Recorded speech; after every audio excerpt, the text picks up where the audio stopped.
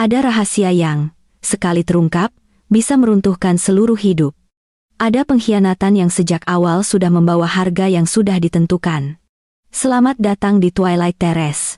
Di meja mahoni poles milik suami CEO saya tidak sengaja menemukan struk Uber Eats seharga tepat $1. Itu untuk teh boba susu ukuran besar dari kedai populer yang murah. Bagian catatan sangat eksplisit, jangan salah.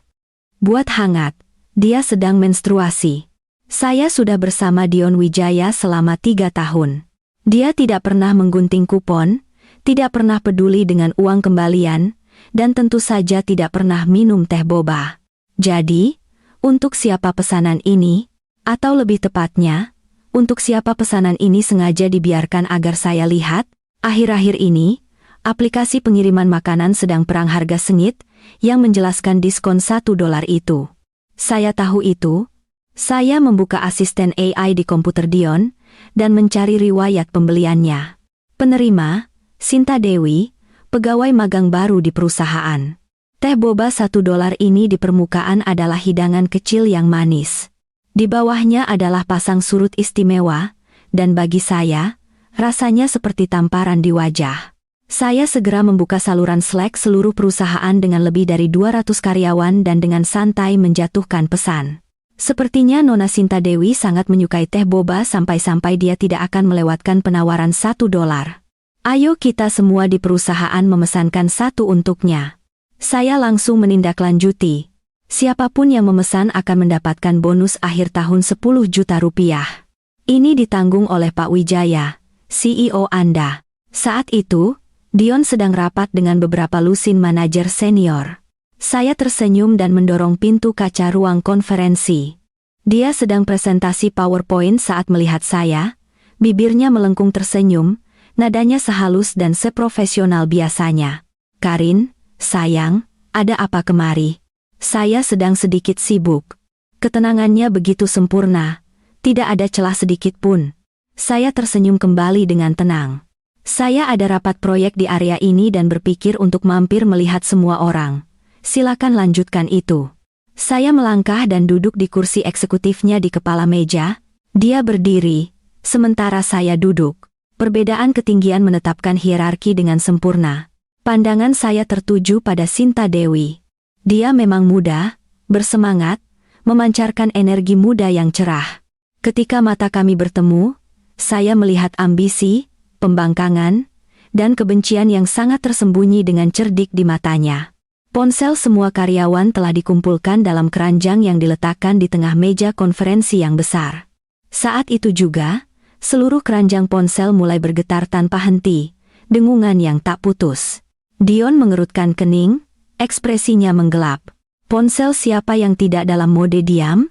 Apakah kalian lupa kebijakan rapat perusahaan? Saya tersenyum dan berbicara dengan nada santai.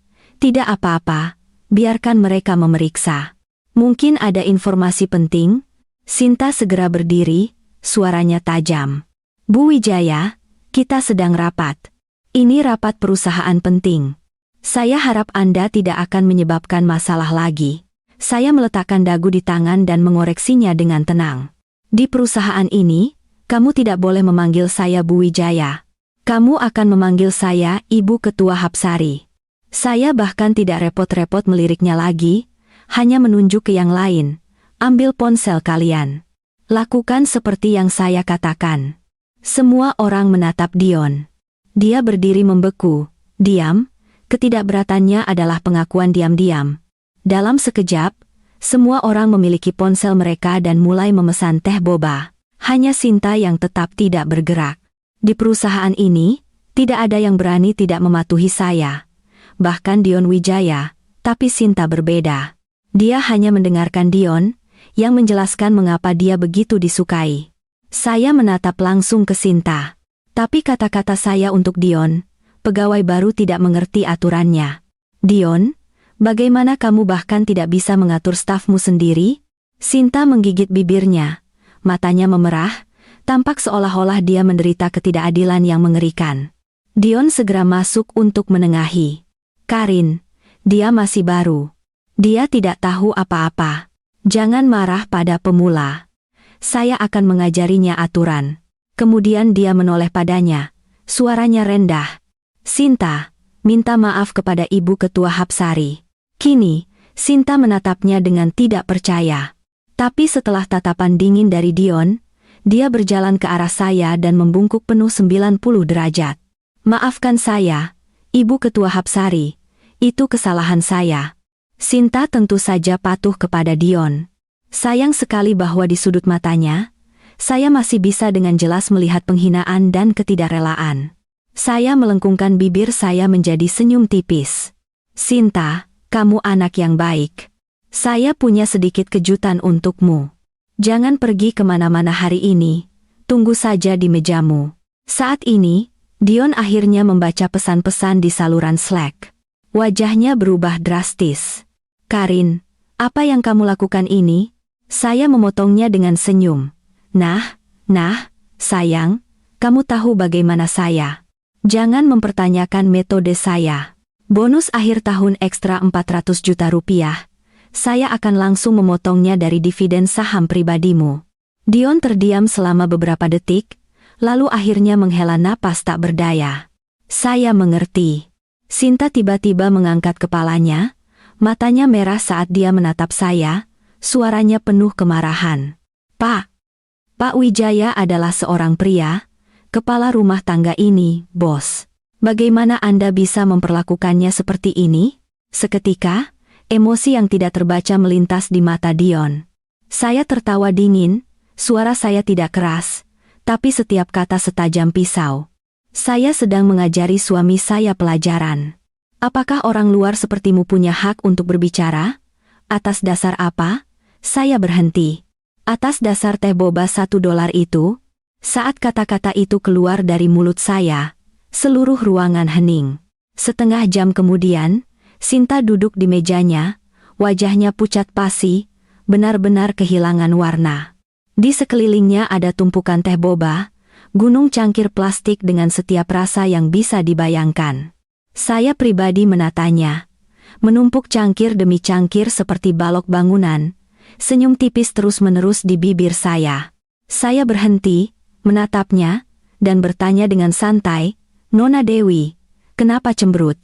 Kamu tidak suka teh boba? Bukankah kamu memposting di Instagram storymu bahwa bahkan $1 pun bisa membawa secangkir penuh kebahagiaan? Saya memiringkan kepala, tatapan saya dingin dan tajam. Ada apa? Saya sudah memberimu 200 kali kebahagiaan itu, dan kamu sepertinya tidak bisa mengatasinya. Dion berdiri di samping kami, ekspresinya terus berubah, sangat jelek. Dia mencoba berbicara beberapa kali, tetapi selalu menelan kata-katanya. Saya meliriknya. Pria ini selalu serakah dengan keberanian untuk membuat masalah, tetapi jelas keberanian itu tidak cukup besar. Sinta menahan air mata, memasang wajah menyedihkan dan menantang. Bu Wijaya, sungguh tidak ada apa-apa antara saya dan Pak Wijaya. Mengapa Anda harus mempermalukan saya seperti ini? Saya terus menumpuk cangkir, nada saya tenang dan dingin. Di mana saya mempermalukanmu? Saya menyeringai, mata saya menyapu ke arahnya seolah-olah dia adalah perhiasan murahan. Apakah kamu bahkan punya sesuatu yang disebut martabat? Dan jika kamu punya, apakah itu bernilai lebih dari beberapa cangkir teh boba? Di sekitar kami, semua orang menundukkan kepala, tenggelam dalam pikiran mereka sendiri, tapi mereka semua mengerti satu hal dengan sangat jelas. Perusahaan ini adalah bagian dari kerajaan keluarga saya. Hapsari Industries dan Dion Wijaya, pada akhirnya hanyalah pemegang saham dan CEO yang saya tunjuk secara pribadi. Saya memberinya kursi dan barulah dia berhak duduk. Jika saya mengambilnya, dia akan kembali ke nol dalam sekejap. Pengiriman teh terus berlanjut, begitu banyak sehingga mejanya tidak muat. Ruang istirahat meluap dan bahkan jalan setapak mulai terhalang. Saya menyipitkan mata dan berbicara dengan tenang. Bagian akuntansi kemari. Seseorang dari Departemen Keuangan segera melangkah maju. Saya memberikan perintah dengan mudah. Semua karyawan yang memesan teh, datanglah berfoto dengan Nona Dewi dan 200 cangkirnya, lalu posting ke jaringan profesional kalian. Bonus 10 juta rupiah. Kumpulkan daftarnya segera untuk saya. Sinta ingin menjadi istimewa. Baiklah. Saya akan memperbesar keistimewaan itu 200 kali lipat dan membiarkannya merasakannya. Mata memohonnya menatap Dion. Dia akhirnya tidak tahan dan berbicara. Karin, dia masih muda dan bodoh. Apakah harus menjadi masalah sebesar ini? Saya menoleh kepadanya, pura-pura bingung. Apa yang kamu katakan? Saya tidak mengerti. Saya hanya mengimplementasikan tunjangan kesejahteraan karyawan dalam kapasitas saya sebagai ketua dewan. Saya menatap Sinta, nada saya semakin lembut saat maknanya semakin keras. Dia suka teh boba, jadi saya membelikannya 200 cangkir. Apa yang salah dengan itu? Namun, bonus akhir tahunnya akan sepenuhnya dikonversi menjadi teh boba. Dia tidak akan menerima bagian tunai. Saya tersenyum perlahan. Lagi pula, uang tidak selalu bisa membeli apa yang kamu inginkan. Tapi menggunakan uang untuk membeli pelajaran adalah investasi yang layak. Hanya memposting foto daring untuk mendapatkan tambahan 10 juta. Itu sudah cukup untuk membuat karyawan manapun langsung tertarik tanpa pikir panjang. Tak lama kemudian, Sinta menjadi bahan tertawaan. Karyawan berbaris, berfoto dengannya dan gunung teh boba yang menjulang tinggi. Tubuhnya kaku, senyumnya lebih menyakitkan daripada isak tangis. Saya berdiri di samping sambil tersenyum dan mengingatkannya. Nona Dewi, saya memberimu keuntungan. Kamu harus tersenyum. Uang ini dipotong dari dividen pribadi Dion. Lagi pula, 1/4 miliar yang lumayan. Mendengar ini, wajah Sinta semakin pucat. Malam itu saat makan malam, saya santai saja menggulir media sosial saya. Melihat meme gadis boba menyebar di jaringan saya tersenyum puas. Saya akan membuatnya agar mulai sekarang, melihat teh boba saja akan membuatnya mual. Dion pulang tampak benar-benar kelelahan. Begitu masuk, dia langsung mengomel. Karin, apakah kamu benar-benar harus sejauh itu hari ini? Saya adalah CEO perusahaan itu. Tidakkah kamu bisa meninggalkan saya sedikit martabat? Saya meletakkan sumpit saya dan mendorong piring berisi sisa tangkai stroberi ke arahnya. Di rumah ini, saya makan bagian termanis. Dion hanya pantas mendapatkan sisa-sisa. Saya mendongak kepadanya, suara saya tenang dan dingin. Dion Wijaya, apakah kamu lupa? Kamu memiliki apa yang kamu miliki hari ini karena saya memilihmu? Karena saya melihat sesuatu dalam dirimu, mengangkatmu, dan menempatkanmu pada posisi saat ini. Wajahnya memutih. Saya bersandar di kursi, setiap kata mendarat dengan kekuatan yang bersih dan tepat. Jadi, ilusi apa yang kamu pegang teguh? Berapa harga martabatmu?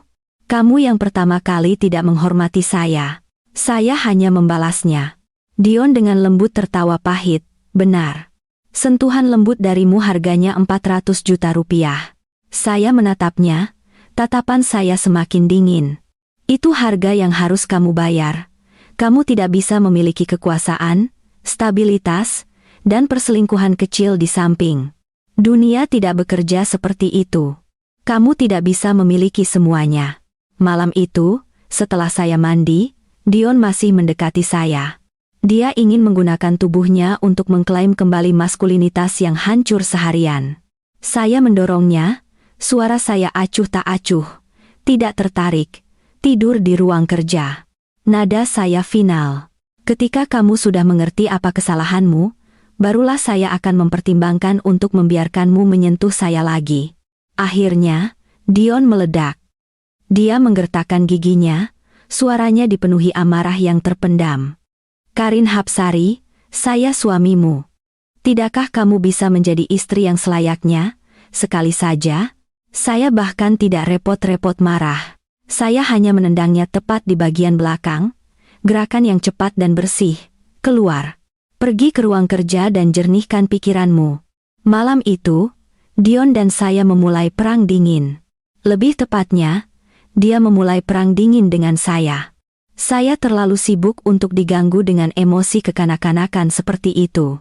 Perusahaan yang dijalankan Dion sebagai CEO memiliki pendapatan tahunan lebih dari 100 miliar rupiah. Dalam skema besar portofolio Hapsari Industries, itu adalah anak perusahaan yang tidak menonjol, terlalu kecil untuk disebutkan. Saya memiliki divisi lain yang tak terhitung jumlahnya untuk dikelola, proyek tak terhitung yang membutuhkan keputusan saya. Sejak awal, untuk mencegah aset kami jatuh ke tangan orang luar, saya tidak pernah secara legal menikahi Dion Wijaya. Saya juga tidak pernah membiarkan dia mengetahui skala sebenarnya dari kerajaan korporasi di belakang saya. Dia selalu berasumsi bahwa satu-satunya yang atas nama saya adalah satu perusahaan senilai sedikit lebih dari 100 miliar. Setiap kali saya terbang ke luar negeri untuk negosiasi atau akuisisi, dia pikir saya pergi berbelanja atau berlibur. Saya tidak pernah repot-repot mengoreksinya. Bagi mereka yang tidak pantas, tahu terlalu banyak hanya membawa bencana. Kali ini, saya sengaja memberi Dion waktu untuk menangani situasi Sinta. Jika dia ingin mempertahankan kursi CEO-nya, dia seharusnya memiliki akal sehat untuk segera menyingkirkannya. 2 minggu kemudian, saya menutup akuisisi perusahaan teknik Jerman berusia seabad dengan harga yang surprisingly menguntungkan. Setelah menandatangani kontrak, akhirnya saya memiliki waktu sejenak untuk bertanya kepada asisten saya tentang Dion. Asisten saya di ujung telepon terdiam selama 2 detik sebelum melaporkan dengan hati-hati.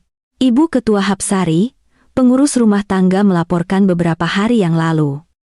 Pak Wijaya telah memindahkan Sinta Dewi ke penthouse. Mereka telah tinggal di kamar tidur utama. Hati saya menjadi dingin. Takkan karannya? Amraisi salahnya karannya? Saya jelas meremehkan ketidakberanian pasangan itu. Dion, apakah kamu terang-terangan memprovokasi saya? Hah? Pria, saya menyeringai. Suara saya berubah menjadi es. Apalagi? Berikan semua. Asisten saya segera meneruskan berkas lengkapnya. Ini semua dokumen terkait pengalihan aset perusahaan Pak Wijaya. Saya mengambil tumpukan tebal kertas itu dan membalik ke halaman terakhir. Cetakan tebal itu menonjol. Total aset perusahaan yang dialihkan 20 miliar rupiah. Tidak hanya itu, tetapi kepemimpinan senior perusahaan hampir seluruhnya diganti, dan pegawai magang kecil itu, Sinta Dewi, telah dipromosikan langsung ke posisi asisten khusus CEO. Kecepatan pengalihan aset dan perubahan manajemen menunjukkan mereka telah merencanakan ini sejak lama. Insiden boba hanyalah percikan yang menyulut sumbu. Saya mengambil cangkir kopi saya dan berdiri di depan jendela dari lantai ke langit-langit, diam-diam mengamati pemandangan asing.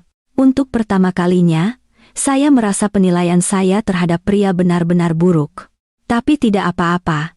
Yang berikutnya saya akan memilih seseorang yang lebih mudah diatur. Saya meletakkan kopi saya, suara saya tenang saat saya memberikan instruksi. Gala amal tahunan Hapsari Group minggu depan. Kirimkan undangan kepada Dion Wijaya, katakan padanya dia bisa membawa tamu. Asisten saya langsung menjawab, "Baik, Ibu Ketua Hapsari. Saya ingin melihat sendiri apakah Dion benar-benar begitu bersemangat untuk menyingkirkan saya, wanita tua jelek di matanya, dan mengangkat Sinta Dewi yang muda sebagai pengganti saya. Jika dia berani, saya akan mempermalukannya begitu telak di depan seluruh dunia sehingga dia tidak akan pernah bisa menunjukkan wajahnya lagi. Martabat yang sangat dia hargai, saya akan menghancurkannya dengan tangan saya sendiri." Saya melanjutkan perintah saya. Minta pengurus rumah tangga mengumpulkan semua rekaman kamera keamanan dari penthouse, edit, dan kirimkan ke email saya. Mungkin saya akan menggunakannya. Siap, Bu. Menangani Dion hanya membutuhkan beberapa menit waktu saya. Setelah itu, saya merapikan riasan saya dan melanjutkan ke rapat proyek berikutnya. Memperluas pasar luar negeri Hapsari adalah tujuan terpenting saya tahun ini. Dibandingkan dengan itu, drama kecil ini tidak pantas mendapatkan perhatian saya sedetik pun. Saat itu, sebuah pesan teks aneh muncul di ponsel saya. "Karin Hapsari, saya tahu rahasiamu. Kamu tidak akan sombong terlalu lama." Segera diikuti dengan pesan kedua. "Penghinaan yang kamu sebabkan padaku, aku akan membalasnya 100 kali lipat." Tidak perlu jenius untuk menebak pengirimnya adalah Sinta Dewi. Saya mengangkat alis sedikit. Rahasia apa yang mungkin dia ketahui? Menarik. Saya dengan santai menjawab, "Dan rahasia apa itu?" Balasan datang dengan cepat, penuh provokasi. "Kamu akan segera tahu." Saya memutuskan untuk memeriksa saluran Slack perusahaan untuk melihat apa yang sedang terjadi. Tetapi saat saya membukanya, saya menemukan saya telah dikeluarkan. Administrator baru yang menghapus saya adalah Dion Wijaya. Saya segera meneleponnya. Saat dia menjawab, saya berbicara dengan nada dingin. Dion, apa maksud semua ini? Kamu mengeluarkan saya dari saluran perusahaan? Saya masih pemegang saham, masih ketua perusahaan ini. Di ujung lain, suaranya begitu dingin, seolah dia mencoba membuktikan sesuatu. Karin, kamu memaksa saya. Kamu tidak pernah belajar bagaimana menjadi istri yang selayaknya. Saya adalah ketua sekarang dan kamu hanyalah pemegang saham minoritas tanpa kekuatan pengambilan keputusan apapun. Saya tidak bisa menahan tawa. Dia masih tidak mengerti. Meskipun saya pribadi hanya memiliki 10% saham atas nama saya, perusahaan modal Ventura, Celestial Capital, yang memegang 55% saham mayoritas, juga milik saya. Saya terlalu malas untuk memberitahunya. Beberapa orang perlu naik sedikit lebih tinggi sebelum mereka jatuh. Dampaknya jauh lebih memuaskan seperti itu. Saya bertanya perlahan. Apa ini? Merasa hebat? Mencoba mengusir saya? Dion mencibir. Saya sudah muak denganmu. Kita tidak pernah menikah secara legal, kok. Mulai sekarang, kita jalan sendiri-sendiri. Jalani hidupmu sendiri. Saya melengkungkan bibir menjadi senyum tipis. Oh, saya akan selalu hidup dengan sangat baik. Tapi kamu ingin damai? Mustahil. Saya menutup telepon dan berbalik untuk menelepon pengurus rumah tangga saya. Kemasi semua barang milik Dion Wijaya dan buang. Spray, bantal di kamar tidur utama, apapun yang disentuh atau digunakan Sinta Dewi, buang semua dan ganti. Pengurus rumah tangga langsung menjawab. Baik, Ibu Ketua Hapsari. 1 jam kemudian, dia menelepon kembali. Ibu Ketua Hapsari, sampah sudah dibuang. Oh, dan semua kunci sudah diganti. Saya mengangguk puas, suara saya dingin dan tenang. Bagus sekali, jika Dion Wijaya mencoba masuk gedung lagi, lepaskan anjing atau langsung panggil polisi. Laporkan dia karena masuk tanpa izin. Mulai hari ini, penthouse itu tidak ada hubungannya dengan dia. Setelah itu, saya terus menangani bisnis saya di luar negeri.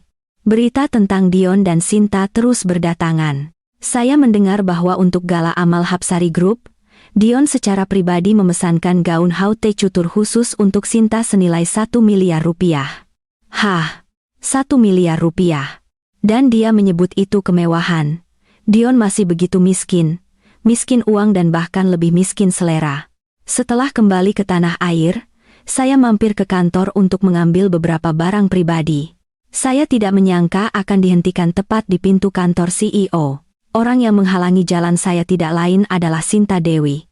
Dia mengangkat dagunya tinggi-tinggi, menatap saya dengan tatapan sombong, seolah dia melihat seorang wanita yang dibuang, tidak berbeda dengan seonggok sampah. Dia membuka mulutnya, nadanya sengaja merendahkan.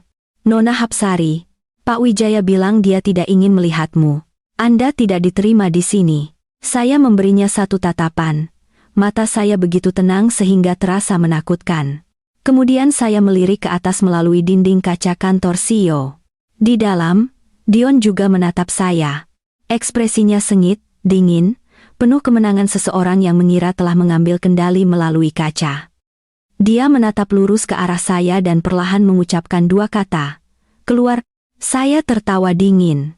CEO Anda tampaknya memiliki masa depan yang cerah, bukan? Sangat sombong sampai-sampai tidak ingin melihat saya lagi. Sinta membungkuk tertawa. Wajahnya topeng kesombongan. Karin Hapsari, sekarang Anda apa? Anda diusir oleh Pak Wijaya. Itu masalah Anda sendiri. Dia bahkan bertepuk tangan untuk menarik perhatian orang banyak. Semua orang, lihat. Ini mantan pacar Pak Wijaya, yang dengan tidak tahu malu menyebut dirinya Bu Wijaya. Dia mencibir. Kenyataannya, Pak Wijaya bahkan tidak pernah menikahinya. Dia hanya delusi sendiri. Tawa kecil meletus di sekitar kami, tapi setelah dilihat lebih dekat, ternyata mereka semua adalah wajah-wajah yang tidak dikenal. Sepertinya Dion memang bergerak dengan kecepatan kilat untuk mengganti seluruh staf dari atas ke bawah. Bagus sekali. Saya sudah memasang jebakan. Saya hanya menunggu hari dia naik ke mimbar sendiri, hanya untuk jatuh secara spektakuler di siang hari bolong, kehilangan setiap martabatnya sebelum digiring langsung ke penjara. Seolah untuk memamerkan kemenangannya, Sinta mengeluarkan sebuah undangan, mengibaskannya di depan wajah saya. Itu adalah undangan ke gala amal, jenis yang memperbolehkan seorang tamu. Dia memiringkan dagunya, kepuasannya terasa jelas. Karin Hapsari, saya yakin Anda sudah mendengar tentang gala ini. Dion akan membawa saya. Dia tidak hanya akan menawar perhiasan untuk saya, tetapi dia juga berencana untuk secara resmi mengumumkan identitas saya kepada seluruh masyarakat kelas atas Jakarta. Saya adalah istri yang diakuinya. Saya hanya tersenyum tipis. Kalau begitu saya doakan semoga beruntung. Saya tidak marah. Saya tidak hancur dari awal sampai akhir. Saya berdiri di sana, bangga dan tenang, menatapnya dengan hiburan yang terlepas seperti menonton sandiwara. Sintalah yang pertama kali kehilangan ketenangannya. Dia menggertakkan giginya, wajahnya berkerut marah. Karin Hapsari, wanita tua sialan, Anda tidak akan pernah mendapatkan cinta seorang pria sepanjang hidup Anda. Saya tertawa. Suara saya ringan tapi setajam pisau cukur. Kalau begitu kalian berdua bisa mempertahankan apa yang kalian sebut cinta sejati. Berpegangan erat satu sama lain. Hanya orang bodoh yang akan menghargai cinta bajingan seperti dia. Saya sedikit mengangkat mata, setiap kata jatuh seperti pecahan es. Yang saya inginkan adalah menyaksikan kehancuran spektakuler bajingan itu. 3 hari kemudian, gala amal tahunan Hapsari Group berlangsung meriah. Sinta tiba dengan gaun megah. Sayangnya, versinya dari gaun megah, jika ditempatkan di antara keluarga bangsawan sejati, hanyalah kemegahan murahan, bahkan tidak layak untuk dilihat kedua kali. Di acara tersebut, tidak ada yang peduli untuk melayaninya dalam percakapan. Wajah Sinta secara bertahap memerah karena campuran rasa malu dan penghinaan. Dion berdiri di sampingnya, memberikan jaminan sabar. Sinta, jangan marah. Kamu wajah baru. Mereka tidak menghormatimu hanya karena mereka belum mengenalmu. Tunggu sampai setelah lelang.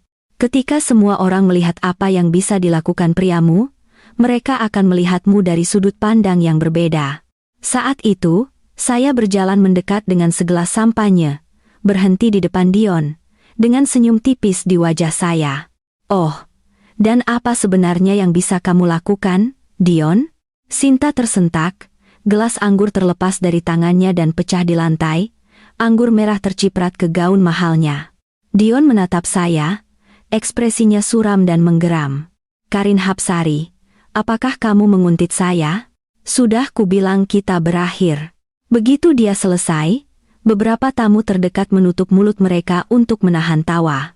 Salah satu dari mereka berbicara dengan santai. Ibu Ketua Hapsari, apakah ini mantan kekasih Anda? Siapa namanya? Dion Wijaya. Pantas saja Anda menyingkirkannya. Sekali lihat saja sudah jelas dia bukan orang terpintar. Dion memerah karena marah. Kekasih? Kekasih apa, Karin? Apakah kamu sudah gila? Omong kosong apa yang kamu ucapkan? Wajahnya merah padam seolah dia bisa meledak kapan saja. Saya menutup mulut dan terkekeh. Nada saya penuh kasihan. Kalian semua lihat? Dia memang tidak terlalu cerdas. Sinta buru-buru mencoba memperbaiki gaunnya, berusaha memproyeksikan citra Nyonya Wijaya yang sah dan menyatakan dengan keras, jangan tertipu olehnya. Dia bukan Nyonya Wijaya lagi, dan dia jelas bukan Ibu Ketua Hapsari. Baru kemarin, dia diusir dari perusahaan dengan menyedihkan. Dia hanya wanita tua menyedihkan yang tidak diinginkan siapapun. Kata-katanya disambut dengan gelombang tawa riuh dari seluruh aula. Tapi tawa itu tidak ditujukan kepada saya. Itu ditujukan langsung kepada 2 orang bodoh di depan saya. Akhirnya, seorang mitra bisnis lama yang tidak tahan lagi berbicara. Nona muda, Anda terlalu naif. Anda telah ditipu oleh Dion Wijaya. Sejak awal, dia hanyalah seorang pria simpanan. Wajah Sinta memucat. Dia menjerit, Anda bohong. Dia dengan panik menarik lengan baju Dion, menuntut penjelasan. Dion menyesuaikan kerahnya, mencoba mempertahankan ketenangannya, dan berkata dengan nada yang menurutnya bermartabat, semua orang salah paham. Memang benar, saya memulai dari nol, tapi sekarang semuanya berbeda. Tatapannya menyapu melewati saya saat dia dengan sengaja mengucapkan setiap kata. Segala yang saya miliki hari ini, saya dapatkan melalui kerja keras saya sendiri. Itu tidak ada hubungannya dengan Nona Hapsari. Saya harap kita semua bisa bekerja sama di masa depan. Tolong jangan menghina karakter saya. Saat dia selesai, aula meledak dengan tawa yang lebih keras. Suara itu bergema, tanpa ampun dan berlapis-lapis, sangat keras. Dion berdiri di tengah gelak tawa, wajahnya pucat pasi. Seseorang tertawa terbahak-bahak sampai harus bersandar di meja untuk menopang diri. Bekerja denganmu? Siapa yang mau bekerja denganmu? Orang lain menggelengkan kepala dan menyeringai. Sungguh bodoh yang tidak tahu dia bodoh. Sampai hari ini, dia masih tidak tahu siapa sebenarnya Ibu Ketua Hapsari. Sebelum Dion sempat bereaksi, Sintalah yang pertama kali ambruk. Dalam benaknya, pria yang susah payah dia rebut seharusnya adalah seorang raksasa, seseorang yang dikagumi dan dihormati, seorang pria yang berdiri di atas semua orang. Tapi mengapa di sini dia diperlakukan dengan begitu hina? Dia menoleh ke arah saya, suaranya tajam dan lepas kendali. Karin Hapsari hanyalah wanita tua sombong. Mengapa semua orang memihaknya? Tapi dia hanya disambut dengan tatapan kasihan dan senyum mengejek. Tidak ada yang repot-repot menjawabnya. Saya tersenyum, mata saya mengerut, menatap Dion seolah dia adalah bintang komedi. Bukankah kalian berdua akan menggunakan lelang ini untuk menunjukkan kepada semua orang apa yang bisa kalian lakukan? Kalau begitu, cepatlah. Lelang akan segera dimulai. Wajah Dion gelap. Dia marah, tapi tetap menarik Sinta kembali ke kursinya. Pelelangan naik ke panggung dan memulai dengan senyum. Barang-barang yang dilelang malam ini semuanya adalah mahakarya. Dipilih dengan cermat oleh Hapsari Group, dan malam ini, Ibu Ketua Hapsari sendiri hadir bersama kita. Mohon berikan sambutan hangat. Di tengah tepuk tangan meriah, saya berjalan anggun ke panggung. Saya mengambil mikrofon, tersenyum kepada kerumunan. Halo semuanya, saya Karin Hapsari. Kita semua teman di sini malam ini. Jadi sebelum lelang resmi dimulai, saya telah menyiapkan sedikit hiburan untuk kalian semua. Wajah Dion langsung berubah. Dia melompat dari kursinya, menatap saya seolah dia melihat hantu. Kamu, bagaimana kamu bisa menjadi kepala Hapsari Group? Saya hanya mengangguk halus. Beberapa penjaga keamanan yang berjaga segera bergerak untuk memaksa Dion dan Sinta kembali ke kursi mereka. Saya tersenyum manis. Duduk saja. Lagi pula, kalian berdua adalah pemeran utama malam ini.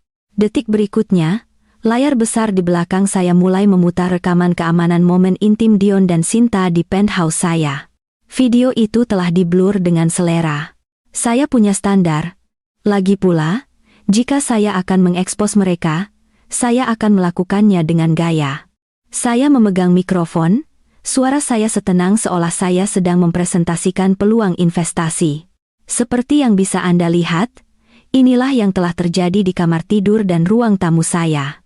Pria yang mengkhianati saya tidak akan lolos begitu saja. Saya menatap Dion, suara saya tidak keras, tetapi setiap kata mendarat dengan bobot palu. Dion Wijaya, kamu mengambil uang saya, menggunakan pengaruh saya untuk naik tangga, dan kemudian kamu berani menggigit tangan yang memberimu makan. Kamu memindahkan beberapa aset dan berpikir kamu telah berubah dari gelandangan menjadi burung phoenix. Kebodohan sebesar ini benar-benar langka. Sinta menjerit melengking di ambang kehancuran. Ah, jangan lihat. Matikan. Matikan sekarang. Tapi tidak ada yang memperhatikannya. Di aula yang luas, bisikan manis dan kata-kata mesra dari video itu terdengar jelas. Semakin lama semakin mengganggu. Mereka berdua, terlibat, terus-menerus meremehkan saya untuk saling membangun. Dion, bagaimana saya dibandingkan dengan wanita tua itu? Bagaimana mungkin dia bisa dibandingkan denganmu? Kamulah yang pantas menjadi istri CEO sesungguhnya. Saya berdiri di panggung, dengan dingin mendengarkan setiap kata. Sebelumnya ini adalah penghinaan yang mereka lemparkan kepada saya di belakang punggung saya. Sekarang mereka telah menjadi tamparan keras. mendarat tepat di wajah Dion dan Sinta di depan seluruh lingkaran sosial elit. Wajah Dion pucat pasi. Dia akhirnya melompat, menunjuk dengan jari gemetar ke arah saya dan berteriak, "Karin Hapsari, jika kamu istriku, kamu seharusnya bertindak seperti istri yang selayaknya. Siapa yang tahan dengan caramu bertingkah seperti ratu setiap hari? Begitu angkuh, meremehkan semua orang. Saya selingkuh karena kamu mendorong saya melakukannya." Saya hampir tertawa melihat kebodohan yang tidak tahu malu itu. Saya bersandar ringan di podium, nada saya malas namun tajam, "Dion, kamu bahkan tidak tahu bagaimana menjadi pria simpanan yang pantas. Jika kamu sedikit lebih patuh, tahu tempatmu, mungkin saya akan mempertahankanmu sedikit lebih lama." Saya menatap lurus ke wajahnya, perlahan mengucapkan setiap kata. "Bagaimanapun, dulu saya cukup menyukai wajahmu itu. Tapi sekarang sudah ternoda. Saya tidak menginginkannya lagi." Satu kalimat itu menyebabkan kolektif menyebar di aula. Diikuti dengan tawa terbuka. Sinta ambruk di kursinya, menutupi wajahnya dan terisak, "Dion Wijaya, kamu pembohong. Kamu bilang Karin Hapsari adalah pemboros delusi yang hidup dari uangmu. Ternyata kamu yang hidup dari wanita." Blak. Dion, yang gila karena amarah, mengayunkan tangannya dan menampar Sinta di wajah. Suaranya serak karena amarah. "Diam. Tanpa saya, kamu masih akan menjadi asisten menyedihkan yang menghasilkan kurang dari 30 juta setahun. Tanpa saya, kamu bahkan tidak akan bermimpi mengenakan gaun 1 miliar rupiah seumur hidupmu." Melihat pasangan itu saling mencabik-cabik di depan semua orang, saya merasa semuanya agak lucu. Hubungan yang dibangun di atas kebohongan dan keserakahan hanya bisa berakhir dengan kekacauan yang menjijikkan seperti itu. Saat mereka berdebat, pintu aula didorong terbuka dengan paksa. Petugas polisi menyerbu masuk, langsung menuju Dion Wijaya. "Pak Wijaya, Anda harus ikut dengan kami. Anda dicurigai melakukan penggelapan dan pengalihan aset perusahaan secara ilegal senilai 20 miliar rupiah. Kami menahan Anda." Dion mulai panik, meronta dan berteriak, "Kalian salah orang. Itu uang saya. Itu uang saya." Saya memberi isyarat dengan tangan saya.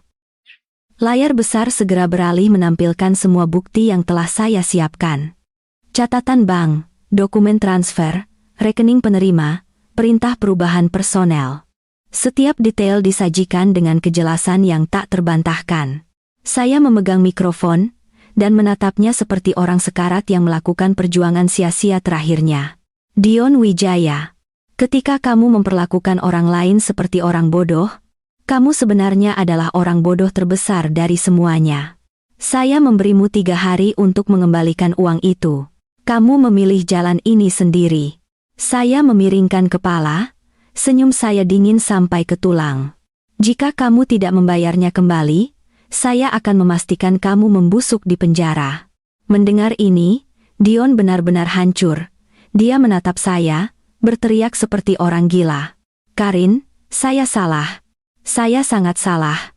Tapi tidak peduli bagaimana dia memohon, polisi tanpa ampun memborgolnya dan membawanya pergi. Sinta, melihat bagaimana keadaan berbalik, mencoba menyelinap pergi. Tapi sebelum dia bisa melangkah, penjaga keamanan saya menghalangi jalannya, memaksanya kembali ke kursinya. Saya menatapnya. Suara saya lembut dan menakutkan. "Sinta, kamu sudah di sini, mau kemana kamu? Sebagai sesama wanita, izinkan saya memberi Anda nasihat. Anda perlu membuka mata sedikit lebih lebar. Jika tidak, Anda akan mudah ditipu oleh bajingan sampai Anda tidak punya jalan keluar." Sinta gemetar, tubuhnya lemas di kursi, wajahnya putih pucat. Dan lelang setelah jeda singkat itu berlanjut seolah tidak terjadi apa-apa. Baru saat itulah Sinta benar-benar menyaksikan seperti apa kelas atas yang sebenarnya. Setiap kali dayung diangkat, para taipan di aula menawar angka yang dimulai dari miliaran. Semua uang itu akhirnya mengalir ke Hapsari Group, dan Hapsari Group adalah milik saya. Pada akhir lelang, saya mendapatkan uang dan prestise. Dion mendapatkan catatan kriminal, dan Sinta mendapatkan reputasi yang hancur. Bukan berarti dia terlalu peduli. Sepanjang sisa malam itu, dia secara aktif bekerja sama dengan sejumlah pria kaya yang lebih tua. Beberapa dengan dingin menolaknya, sementara yang lain tampak senang melayani kemajuannya. Bagaimanapun, Sinta muda, cantik, dan sangat sesuai dengan tipe yang menarik bagi pria kaya tertentu. Saya mengamati dari lantai atas, menganggap semua itu menggelikan, meninggalkan satu parasit, dia segera mencari inang baru untuk ditempel. Dari awal sampai akhir, dia tidak berubah sama sekali. Malam itu juga, saya secara resmi mengeluarkan pemberitahuan penghentian semua tugas Dion Wijaya sebagai CEO. Pada saat yang sama, saya memberantas semua penjilat yang telah dia tanam di perusahaan. Saya menunjuk seorang pria yang sangat cakap dan yang lebih penting tahu tempatnya. Untuk mengambil alih, energi saya terbatas. Tidak perlu bagi saya untuk menangani semuanya sendiri. Hari Dion kembali ke perusahaan untuk membersihkan barang-barang pribadinya. Dia adalah pria yang hancur. Hanya dalam beberapa hari singkat, dia terlihat memburuk. Wajahnya kurus, matanya cekung. Penampilannya begitu menyedihkan sehingga sulit untuk dilihat. Dan di kantor CEO yang dulu miliknya, sekarang duduk pria lain, muda, tampan, dengan sikap tenang dan mata cerdas yang tajam. Pemandangan itu seperti pukulan berat lainnya bagi Dion. Dia ambruk di tempat. Dia terhuyung maju, suaranya gemetar. Karin, tolong beri saya satu kesempatan lagi. Saya benar-benar tahu saya salah kali ini. Setelah 3 hari ditahan, dia terlihat begitu menyedihkan. Saya merasa kehadirannya menjengkelkan. Saya menatapnya dengan dingin, tanpa berusaha menyembunyikan rasa jijik saya. Dion, penyesalanmu yang disebut-sebut itu tidak bernilai sepeser pun. Dulu, kamu setidaknya punya ketampananmu, itulah sebabnya saya repot-repot mengangkat jari untukmu. Tapi sekarang, kamu terlihat seperti pengemis. Apa yang membuatmu berpikir saya akan melirikmu lagi? Pria di kantor itu adalah Yoga Pratama, CEO baru yang baru saja saya tunjuk. Dia berdiri dengan tenang, secara pribadi membawa barang-barang pribadi Dion ke pintu, dan bahkan dengan penuh perhatian meletakkannya di dalam kardus. Saat kardus itu jatuh ke lantai, sebuah bingkai foto jatuh keluar. Itu adalah foto Dion dan Sinta bersama. Yoga meliriknya, suaranya rendah dan menyenangkan, tapi tegas. Pak Wijaya, tolong bawa ini bersama Anda. Jika tidak, petugas kebersihan akan membuangnya sebagai sampah. Suaranya berbudaya. Anda bisa tahu dia berpendidikan baik. Lulusan universitas top. Kemampuan dan latar belakang keluarganya sama-sama tanpa celah. Saya akui saya punya motif pribadi untuk menjadikan Yoga CEO. Pria yang begitu cerdas dan begitu patuh menyenangkan untuk dimiliki. Paling tidak, dia adalah peningkatan signifikan dari sampah di depan saya. Melihat Yoga, Dion tiba-tiba menjadi gelisah, seolah-olah saya baru saja berselingkuh secara terbuka darinya. Dia menunjuk dengan jari gemetar ke arah Yoga, lalu menoleh ke saya, menangis. Karin, apakah karena pria ini kamu menyudutkan saya? Kita sudah bersama 3 tahun. Bagaimana kamu bisa begitu tidak berhati? Tidakkah kamu punya hati? Saya hanya mencibir. Dion, kamu masih tidak mengerti, kan? Dulu saya memanggilmu suami karena saya merasa ingin memanjakanmu. Sekarang kamu hanyalah sampah yang sudah saya buang. Saya melangkah lebih dekat, menatap lurus ke matanya, nada saya santai, tapi setiap kata seperti pukulan palu. Saya sudah bilang dari awal saya bisa menggantikanmu kapan saja. Kamu yang terlalu percaya diri, yang berpikir kamu adalah pengecualian. Kamu bahkan berani berpikir kamu bisa mengubah saya, membentuk saya menjadi wanita yang akan mendongak padamu, yang akan hidup dengan nama Nyonya Wijaya. Saya menjulurkan tangan dan meraih dagunya. Janggutnya menusuk tangan saya, semakin membuat saya jijik. Saya langsung melepaskannya. Seolah-olah saya menyentuh sesuatu yang kotor. Kamu pikir kamu siapa? Dari mana kamu mendapatkan keberanian itu? Dion, berpikir dia punya kesempatan untuk memenangkan saya kembali, menjulurkan tangan untuk memeluk saya. Tanpa ragu, saya menendangnya keras di perut. Dia ambruk ke lantai, membungkuk kesakitan, saya berbalik dengan dingin. Departemen Hukum. Pak Chandra. Kemari. Kepala Departemen Hukum segera melangkah maju. Saya memberikan perintah tegas. Dalam 1 minggu, buat Dion Wijaya membayar kembali seluruh jumlahnya. Jangan kurang 1 sen pun. Jika dia tidak bisa membayar, gugat dia. Gugat dia sampai dia membusuk di penjara. Dion diseret keluar seperti karung sampah. Tersandung dan berantakan dan dilempar keluar dari pintu depan perusahaan. Saya tidak repot-repot menonton. Dia bisa menjual mobilnya, apartemennya, atau dirinya sendiri, saya tidak peduli. Dia berhutang uang saya sampai sen terakhir. Malam itu, saya pergi ke klub paling ramai di kota untuk minum, untuk membersihkan lidah saya di bawah lampu neon, tubuh-tubuh saling berdesakan, musik bergetar di telinga saya. Saya bersandar di bar, perlahan menyesap minuman saya.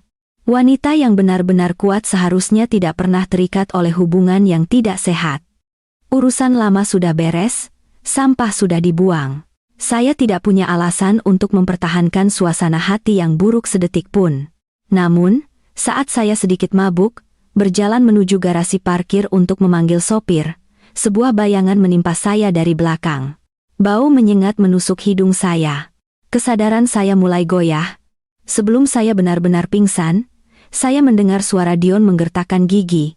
"Karin Hapsari, kamu memaksa saya melakukan ini." Ketika saya bangun, saya terikat di tempat tidur. Pergelangan tangan dan kaki saya terikat. Dion duduk di samping saya, merokok terus-menerus. Ruangan bau tembakau, dan tubuh saya dilanda gelombang panas. Napas saya tersengal-sengal, pikiran saya kabur. Saya telah dibius.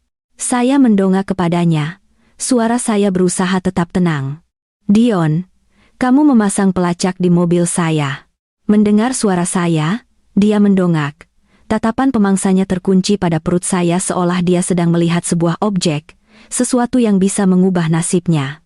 Dia mendekat, napas panasnya di wajah saya, suaranya campuran kegilaan dan keserakahan. "Karin Hapsari, tidak peduli seberapa kuat kamu tetap hanyalah seorang wanita." Saya menatap wajah yang kini membuat saya jijik luar biasa. Perut saya mual. "Apa yang kamu inginkan?" Tangan Dion bergerak ke perut bagian bawah saya, dan dia tiba-tiba tertawa. Suara itu dingin. "Selama kamu mengandung anak saya, begitu kamu melahirkannya, semua yang kamu miliki akan menjadi milik anak saya, bukan?" Tubuh saya semakin panas. Penglihatan saya kabur sementara dia semakin sombong. "Sudah kubilang. Pada akhirnya, kamu hanyalah seorang wanita, pria diciptakan untuk menguasai wanita." Dengan itu, dia mulai menarik pakaian saya. Apakah saya takut? Tidak. Saya hanya berteriak dengan suara dingin dan jelas. "Apa yang masih kamu lakukan di luar? Masuk ke sini. Apakah kamu benar-benar akan menunggu hewan ini menyentuh saya?" Detik berikutnya, ada suara benturan keras di pintu. Brak, pintu ditendang terbuka. Ekspresi Dion berubah ngeri. Dia berbalik, berteriak, "Kamu menjebak saya." Saya menatapnya dan akhirnya tertawa, dingin dan tajam. "Dion, kamu awalnya hanya bersalah atas kejahatan keuangan. Tapi sekarang, lihatlah dirimu menggali kuburanmu sendiri." Saya perlahan mengucapkan setiap tuduhan seolah membaca hukumannya. Penculikan, penahanan ilegal, percobaan pemerkosaan, TSK, itu daftar yang cukup panjang. Terjepit di pojok, Dion menjadi gila. Dia berbalik dan menampar saya keras di wajah. Plak. Pipi saya perih. Dia meraung, "Kamu brengsek. Akan kubunuh kamu." Dan menerkam leher saya. Tapi sebelum dia bisa menyentuh saya, sebuah kekuatan besar menendangnya ke tanah.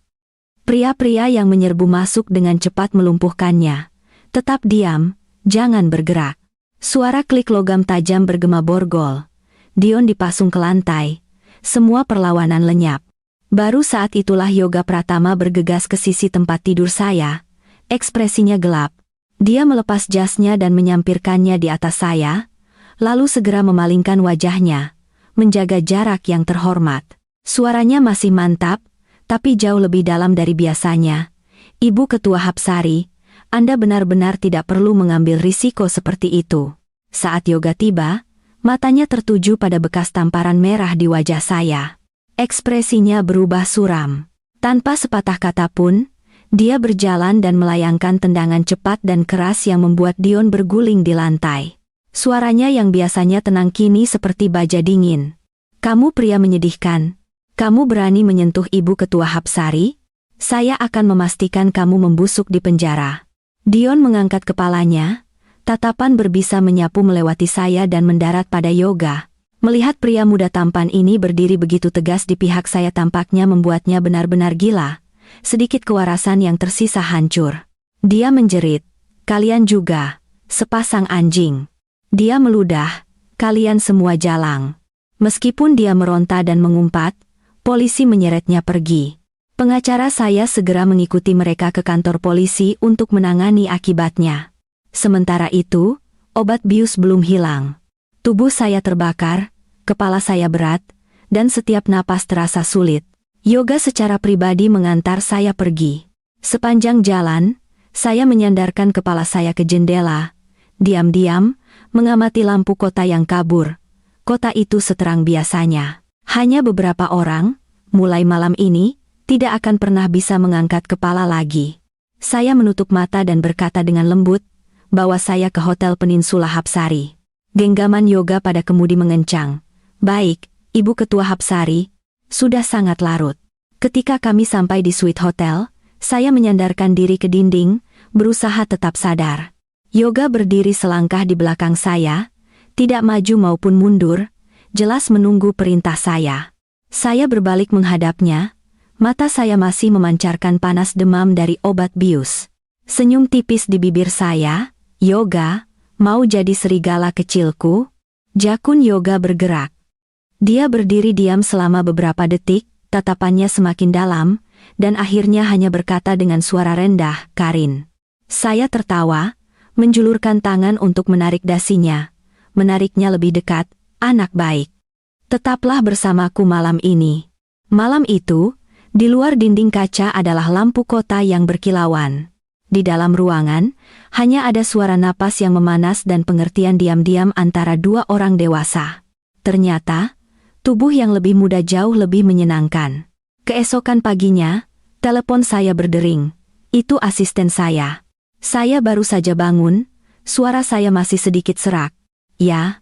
Ujung telepon yang lain langsung melaporkan, "Ibu Ketua Hapsari. Polisi telah menyelesaikan pemrosesan awal. Kali ini, Dion Wijaya menghadapi hukuman minimal 20 tahun. Dia sekarang ditahan. Dana yang digelapkan telah dibekukan oleh bank, dan kita bisa memulihkan jumlah penuh." Saya tersenyum. "Bagus sekali." Lalu saya menambahkan, "Awasi Sinta Dewi." Asisten saya langsung menjawab, "Baik, Bu." Dia sudah menempel pada Pak Nugroho. Seringai saya melebar. Sinta tentu saja bukan karakter yang sederhana. Dia serakah akan uang, tapi suka bermain sebagai korban yang tidak bersalah. "Baik, saya akan secara pribadi menghancurkan kepolosan palsu itu dan mengungkapnya apa adanya di depan seluruh dunia." Saya meminta seseorang menarik lamaran kerja asli Sinta dari HRD. Semuanya ada di sana, alamat rumahnya, informasi kontak orang tuanya. Oh, dan seorang adik laki-laki. Gadis-gadis seperti Sinta, yang berasal dari latar belakang pedesaan miskin, berjuang masuk ke universitas yang bagus, dan merangkak masuk ke kota besar, seringkali membawa beban keluarga parasit di punggung mereka. Mereka dipaksa menikah paksa dengan harga mahar tinggi untuk membiayai pernikahan dan rumah baru saudara laki-lakinya, atau mereka ditekan untuk menjadi tiket keluarga menuju kehidupan yang lebih baik. Saya melihat file di tangan saya dan tertawa kering. Kalau begitu, saya akan membantu mereka mengadakan reuni keluarga yang pantas. Saya mengangkat telepon dan menginstruksikan asisten saya.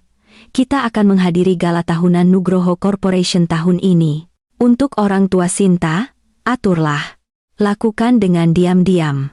Saya ingin malam yang meriah. Setelah menutup telepon, saya menemukan nomor Bu Nugroho. Dia berbeda dari saya. Saya melihat pria sebagai alat yang berguna. Pertahankan jika berfungsi. Buang jika rusak. Dia adalah istri sosialita tradisional yang menghargai posisinya sebagai Bu Nugroho lebih dari hidupnya sendiri. Selain itu, dia telah memberikan Pak Nugroho seorang putra. Di matanya, Kekayaan Nugroho hanya bisa menjadi miliknya dan putranya, dan saat ini keduanya berada di luar negeri. Saya mengirim 2 pesan teks singkat. Bu Nugroho, Anda mungkin ingin pulang sedikit lebih awal tahun ini. Pak Nugroho menyimpan seorang gadis muda di samping. Saya segera menindaklanjuti dengan yang lain. Sedikit kesenangan itu satu hal, tapi kehamilan yang tidak disengaja akan sangat merepotkan. Seperti yang diharapkan, dia langsung menjawab, "Saya sedang dalam perjalanan." Saya melihat layar dan tersenyum, lalu menambahkan, "Pulanglah diam-diam. Hadir di gala tahunan. Jika Anda ingin membuat pernyataan, buatlah yang berkesan." Pada malam gala Nugroho Corporation, saya tiba dengan gaun yang menakjubkan. Sejujurnya, saya tidak tahan dengan Ardi Nugroho. Pria seperti dia, yang terlihat canggih dan sukses di permukaan, memiliki rasa jijik yang mendalam terhadap wanita. Ironisnya, meskipun dia menghina, dia masih harus menundukkan kepala dan berbisnis dengan saya.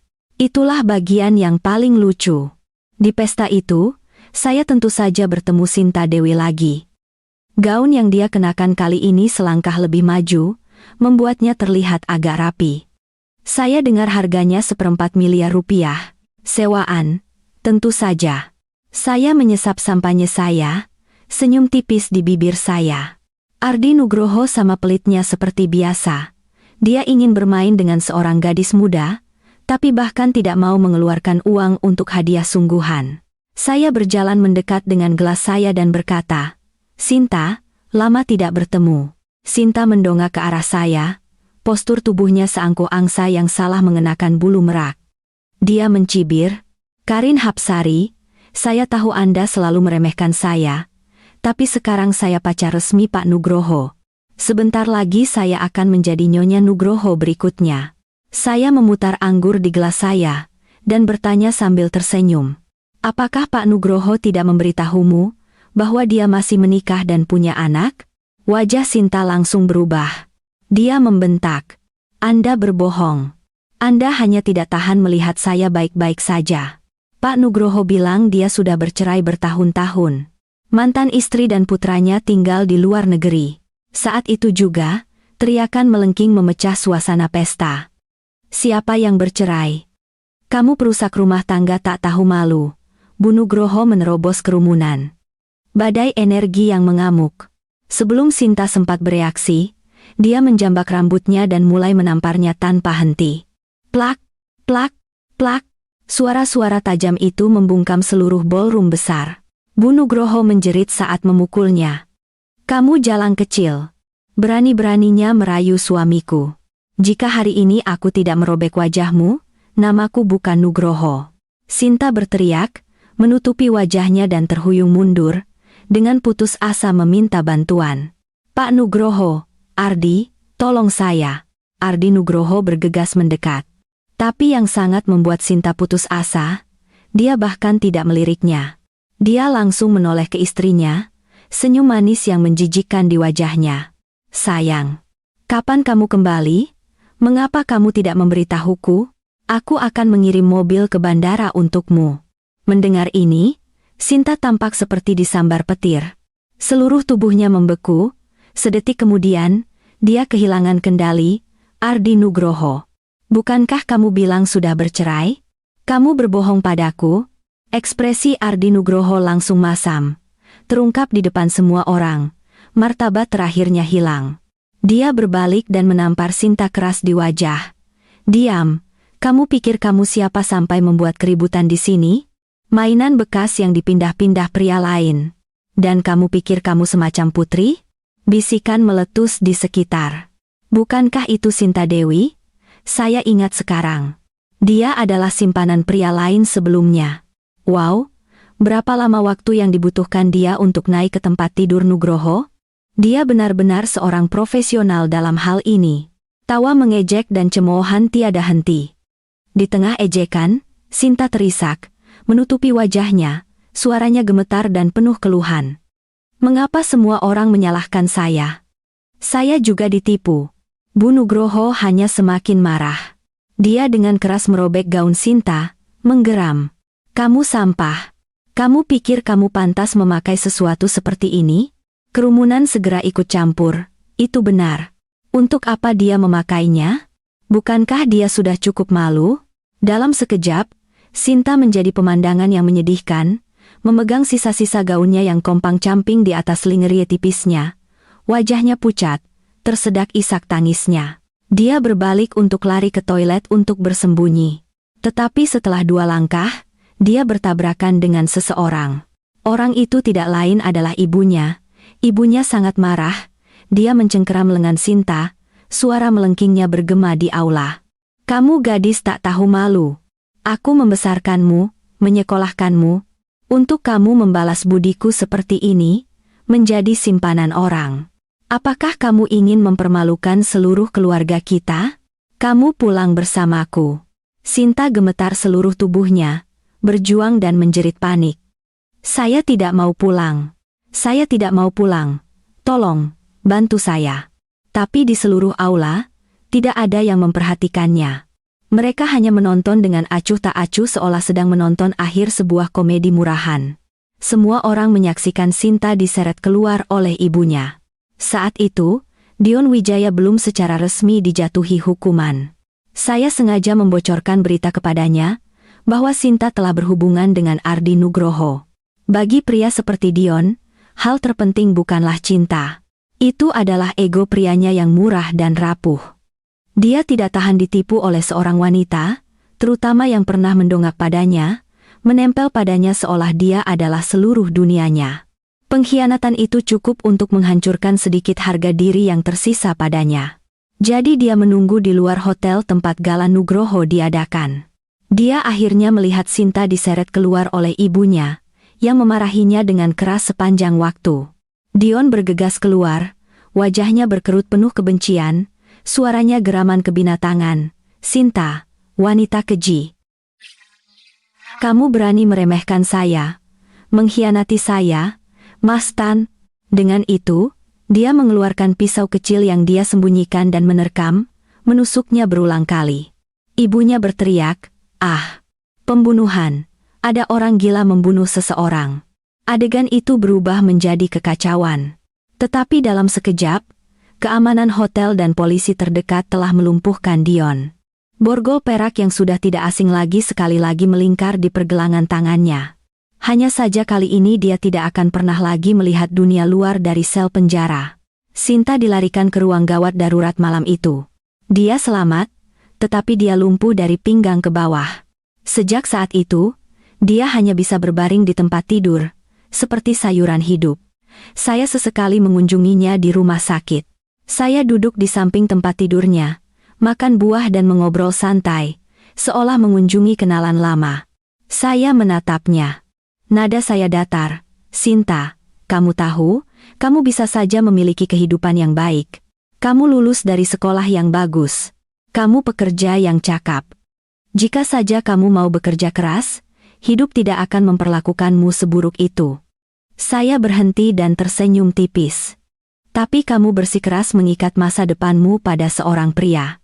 Dan pria, mereka adalah hal yang paling tidak bisa diandalkan di dunia ini. Sinta terbaring di tempat tidur sambil menangis dan bergumam. Air mata mengalir di wajahnya, tapi dia tidak bisa membentuk kalimat yang koheren. Tidak jelas apakah itu penyesalan atau hanya kebencian. 2 minggu setelah Sinta dirawat di rumah sakit, Dion Wijaya secara resmi dijatuhi hukuman. Kali ini, hukuman seumur hidup di penjara. Saya cukup puas dengan hasil itu.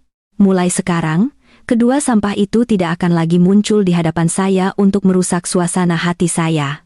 Karier saya terus melesat, dan kehidupan cinta saya juga tidak stagnan. Serigala kecil baru saya, Yoga Pratama, sangat patuh, pengertian, dan cukup bersemangat di ranjang. Pria seperti dia sangat berguna. Tentu saja, jika suatu hari dia berhenti patuh dan mulai bermain-main di belakang saya tidak akan panik. Paling buruk, dia hanya akan menjadi Dion Wijaya lainnya, dan saya sudah ahli dalam membersihkan pria bajingan. Ketika saya kemudian mendengar berita tentang Sinta, bahkan saya harus berhenti sejenak. Saya telah meremehkan kekejaman ibunya. Bahkan dengan Sinta yang lumpuh, dia tetap memaksanya untuk menikah dengan seorang pria lajang tua dari kota tetangga. Kata-kata persis ibunya adalah, dia hanya lumpuh, bukan berarti dia tidak bisa punya anak. Selain itu, dia pintar, lulusan kuliah, anak-anaknya pasti pintar juga. Ibunya mengambil uang mahar 10 juta rupiah, menambahkannya dengan uang yang dia dapat dari menjual semua perhiasan dan tas tangan yang dia temukan di apartemen Sinta dan mengumpulkan 25 juta rupiah. Dia menggunakan uang itu untuk mencarikan istri untuk putranya dan membangun rumah baru. Tapi bagi orang seperti dia, berapapun uang tidak pernah cukup. Tak lama kemudian, mereka kembali tenggelam dalam utang. Dia pergi ke kota untuk bekerja dan melunasinya. Sementara setiap malam, Sinta disiksa oleh suaminya yang tua yang mencoba memaksakan seorang putra darinya. Pada hari Dion Wijaya bunuh diri di penjara, Sinta juga bunuh diri. Dia menyeret kakinya yang tidak berguna ke sungai dan menceburkan diri. Ketika tubuhnya ditemukan, itu membengkak karena terlalu lama di air. Pada hari asisten saya melaporkan ini kepada saya sedang meninjau resume, selusin wanita muda melamar posisi asisten yoga. Saya membolak-balik beberapa halaman dan dengan santai menyerahkan tumpukan itu kepadanya, dengan senyum tipis di wajah saya. Begitu banyak wanita muda ingin menjadi asistenmu. Yoga melirik resume dan kemudian dengan tegas meletakkannya kembali di meja. Nadanya tegas. Karin, saya ingin asisten pria. Saya tidak butuh asisten wanita. Sudut bibir saya melengkung ke atas. Saya menopang dagu di tangan dan menatapnya dengan geli. Anak baik. Saya suka itu. Yoga tetap bersama saya selama 3 tahun. Dalam 3 tahun itu, dia cukup patuh, cukup setia, dan tahu batas-batasnya. 3 tahun kemudian, dia meninggalkan perusahaan untuk kembali ke bisnis keluarganya dan menjadi pewaris mereka. Ketika dia pergi, saya tidak merasa menyesal. Saya bahkan memberinya sejumlah kontak dan sumber daya yang cukup besar. Untuk seseorang yang telah menyenangkan saya selama 3 tahun, saya selalu sangat murah hati. Tentu saja, setelah Yoga pergi, saya menemukan serigala kecil baru. Jika seorang pria baik, saya mempertahankannya. Jika tidak, saya menggantinya. Bagi saya, dari awal sampai akhir, itu selalu sesederhana itu.